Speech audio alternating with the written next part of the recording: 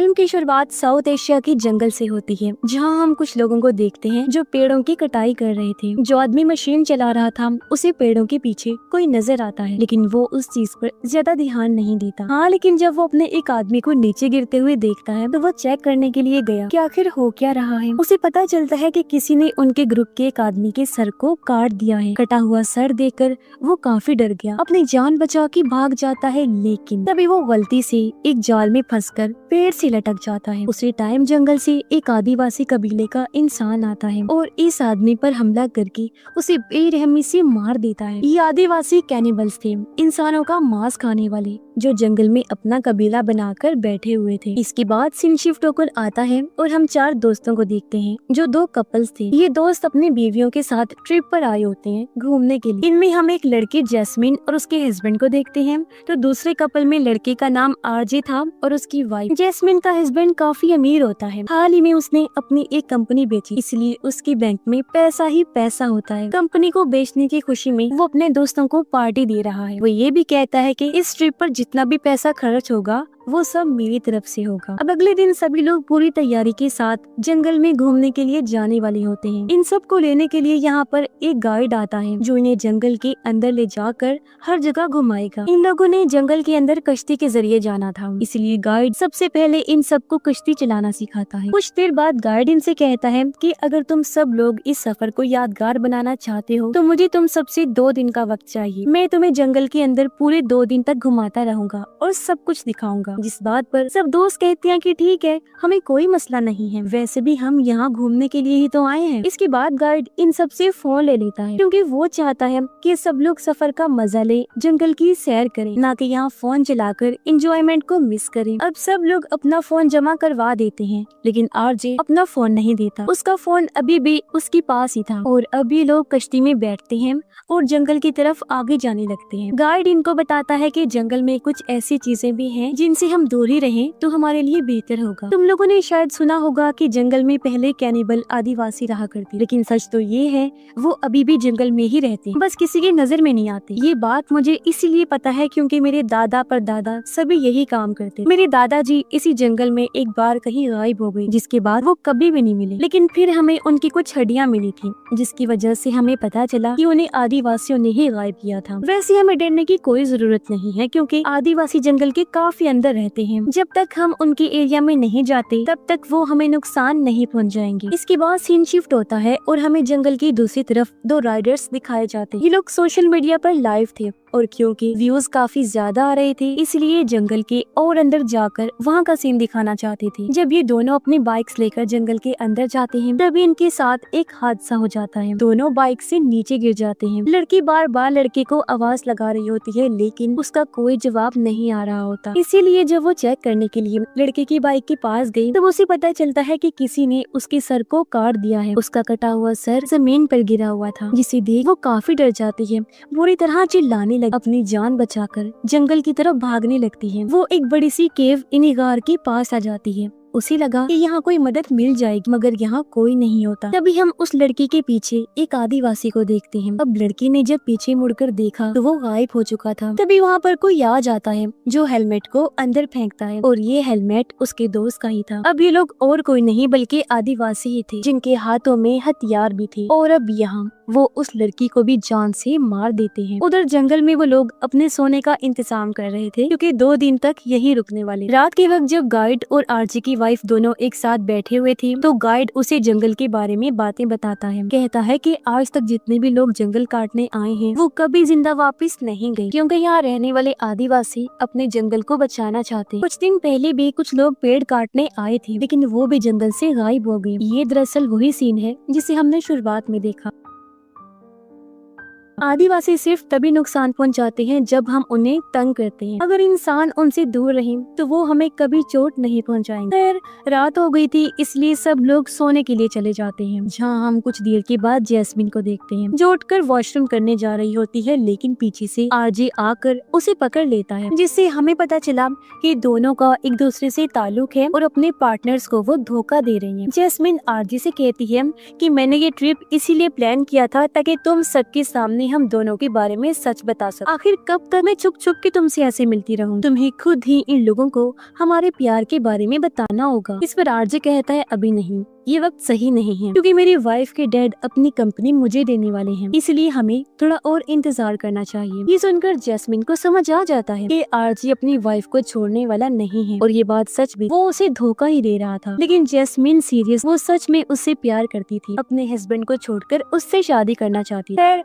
Jasmine RJ से नाराज होकर वहाँ से चली जाती है, और वो भी सोने के लिए वापिस आ जाता है। अब उन दोनों को लगता था कि जो कुछ वो कर रहे हैं उसके बारे में किसी को कुछ नहीं पता, लेकिन आरजे की वाइफ और जैस्मिन के हस्बैंड को सब पता था कि ये दोनों हमें धोखा दे रही हैं। इनके बीच चक्कर चल रहा है। फिर अगली सुबह जब उनकी आँख खुलती है तो उन्हें पता चलता है कि जैस्मिन का हस्बैंड कश्ती लेकर यहाँ से जा चुका है। गाइड उन्हें बताता है कि तुम्हारा दोस्त कश्ती भी ले गया है और बैग भी ले गया है जिसमें तुम सबके फोन रखे हुए थे। मुसीबत की बात तो ये है कि अगर वो गलत रास्ते पर चला गया तो काफी बुरा हो सकता है, हमें फौरन उसे ढूंढना होगा। इसलिए सब लोग फौरन ही कश्ती में बैठकर जैस्मिन के हस्बैंड को ढूंढने के लिए निकल पड़ते हैं। थोड़ा आगे जाने के बाद इन्हें दो रास्ते दिखते हैं। एक रास्ता सीधा जा रहा था, लेकिन दूसरा थोड़ा सा ढलान वाला होता है। जैस्मिन कहती है कि मेरा हस्बैंड जरूर सीधे रास्ते पर गया होगा, क्योंकि उसे बोट चलानी आती नहीं, तो वो इस रास्ते पर कभी भी नहीं जाएगा। गाइड कहता है कि हम सीधे वाले रास्ते पर नहीं जा सकते, वो काफी खतरनाक, अगर तुम लोग जाना चाहती हो तो जाओ, लेकिन मैं नहीं जाऊंगा। तब आरजे की वाइफ कहती है कि तुम हमें ऐसे नहीं छोड़ सकते मुसीबत में, तुम्हें भी हमारे साथ चलकर हमारे दोस्त को ढूंढना होगा। अब उसका बिल्कुल दिल नहीं था साथ जाने पर, लेकिन सबके जिद करने पर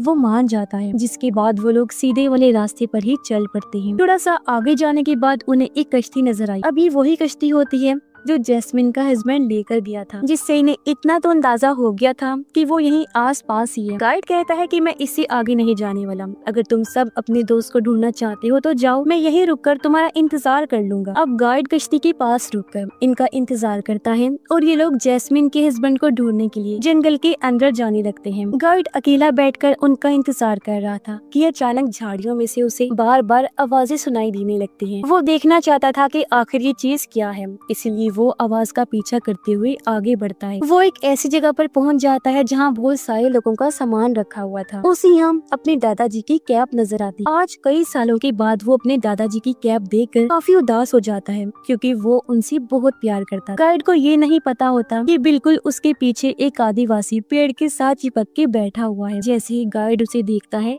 अपनी जान बचाकर भागने लगता है। वो फौरन ही कश्ती में बैठकर यहाँ से निकलने लगा, लेकिन बेचारा ज्यादा दूर तक भाग नहीं पाता। एक आदिवासी पानी में से निकलता है और अपने बड़े से चाकू से उसके गले को काट देता है। उधर वो लोग जंगल में आगे बढ़ते रहे, उसी बड़ी सी केव के पास आ जाते हैं। तभी अचानक से वहाँ जैस्मिन का हस्बैंड भी आ गया, जिसे देख के लोग डर जाते हैं, लेकिन खुश भी थे कि शुक्र है वो वापिस आ गया है और ठीक है। असल में रात के वक्त जैस्मिन और आरजे के दरमियान जो हुआ था उसी को लेकर वो नाराज था और अकेला ही कश्ती लेकर घूमने निकल गया। लेकिन वो इन सबसे झूठ बोलता है कि उसका बस घूमने को दिल कर रहा था, इसीलिए वो अकेला आ गया। खैर ये लोग वापस उसी जगह पर जाते हैं जहाँ गाइड इनका इंतजार कर रहा है, लेकिन उसे वहाँ ना पाकर इन्हें लगता है कि गाइड उन्हें छोड़ के चला गया है, मगर उसका चाकू वहीं गिरा हुआ था जो आरजे को मिल जाता है। जिसके बाद ये लोग भी कश्ती में बैठकर आगे बढ़ जाते हैं। थोड़ी ही दूर जाने के बाद इन्हें गाइड की कश्ती नजर आई, जिस पर बहुत सारा खून लगा होता है। इन्हें एक बर्तन भी नजर आता है जिसमें पानी गर्म हो रहा था। इन लोगों को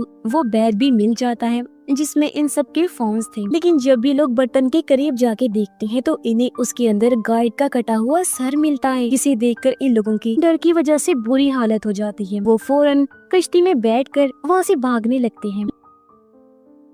लेकिन मुश्किल की बात तो ये थी कि रास्ते में एक पेड़ गिरा होता है, तो सबसे पहले ये लोग कश्ती को उस तरफ भेजने की कोशिश करते हैं। लेकिन तभी पानी के अंदर से एक आदिवासी निकलता है जो आरजे पर हमला कर देता है। इन दोनों की लड़ाई होने लगी और जैसे आरजे को मौका मिलता है वो आदिवासी पर चाकू से हमला कर देता है, जिससे आदिवासी काफी जख्मी हो गया। वो पानी में जा गिरा और उसकी मौत हो जाती है। इस बीच इनकी कश्ती भी पानी में तैरते हुए काफी आगे निकल जाती है, यानी इनके पास अब कश्ती नहीं थी, इसलिए आगे का सफर इन्हें पैदल ही तय करना पड़ता है। ये लोग जंगल की काफी अंदर होते हैं, इसलिए बाहर निकलना मुश्किल हो रहा था। रात भी काफी हो गई थी, तो ये कल ही आगे बढ़ सकते थे। तो ये लोग इधर ही रुकने का फैसला करते हैं और नारियल पानी पीकर अपना पेट भरते हैं। कुछ टाइम बाद सब लोग तो सो जाते हैं, लेकिन आरजे को नींद नहीं आ रही। उसे मच्छर काट रहे होते हैं। मच्छरों से बचने के लिए वो कीचड़ में जाकर उसे अपने जिस्म पर लगा लेता है और वहीं पर सो जाता है। कुछ देर बाद हम एक आदिवासी को देखते हैं जो इनके काफी करीब आ चुका था। आरजे जब उसे देखता है तो वो धीरे से उठा और पीछे से उस पे हमला कर देता है, लेकिन ठीक तभी आदिवासी उसके सर पर मारता है जिससे आरजे बेहोश हो जाता है। उसी वक्त जैस्मिन का हस्बैंड भी आया, आदिवासी पर हमला कर देता है, लेकिन उल्टा आदिवासी उस पर भारी पड़ के उसे पीटने लगा। आरजे को जब होश आया तो वो कुछ आदिवासियों को देखता है जो जैस्मिन के हस्बैंड को रस्सी से बांधकर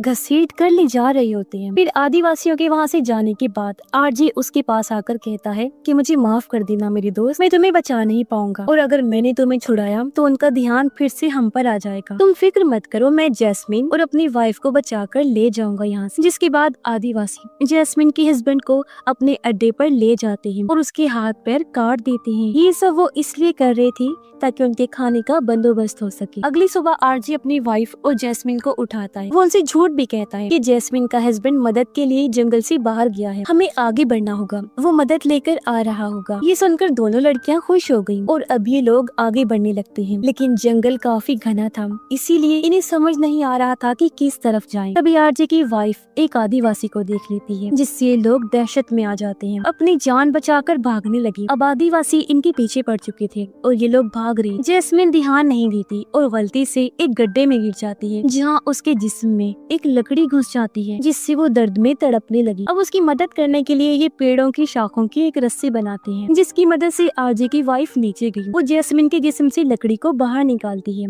और उसे लेकर वापिस से ऊपर आ जाती है। जैस्मिन लकड़ी लगने से बुरी तरह जख्मी हो गई, साथ ही उसे दर्द भी बर्दाश्त नहीं हो रहा था। इसके बाद ये लोग पानी के रास्ते से आगे बढ़ते हैं और इन्हें एक कश्ती नजर आती। उस कश्ती की मदद से इनका काम आसान हो गया था, क्योंकि अब इन्हें पानी में चलना नहीं पड़ेगा। ये लोग आराम से उसमें बैठ के आगे बढ़ने लगते हैं, लेकिन आरजे को एहसास हुआ कि आदिवासी उनका पीछा कर रहे हैं, इसीलिए वो पानी से बाहर निकलकर जंगल की तरफ चला जाता है। वो अपना फोन निकालकर एक वीडियो बनाता है और उसे आवाज के साथ चलाकर एक पेड़ पर रख देता है। उसी वक्त हम एक आदिवासी को देखते हैं जो उस आवाज को सुनकर वहाँ आ जाता है, मगर अचानक आरजे पीछे से आकर उस पर हमला कर देता है, लेकिन हमला करने का कोई फायदा नहीं हुआ, क्योंकि वो बुरी तरह आरजे को पीटने लगता है। आरजे काफी जख्मी हो जाता है, जिसके बाद वो आदिवासी उसके गले को पेड़ की टहनियों से बांधकर लटका देता है। जिसके बाद वो आरजे की वाइफ और जैस्मिन पर हमला करने के लिए जाता है। वो दोनों कश्ती में आराम से सोई हुई थी, इसीलिए उन्हें कुछ भी नहीं पता होता। गाइड का चाकू अभी भी पेड़ में लगा होता है।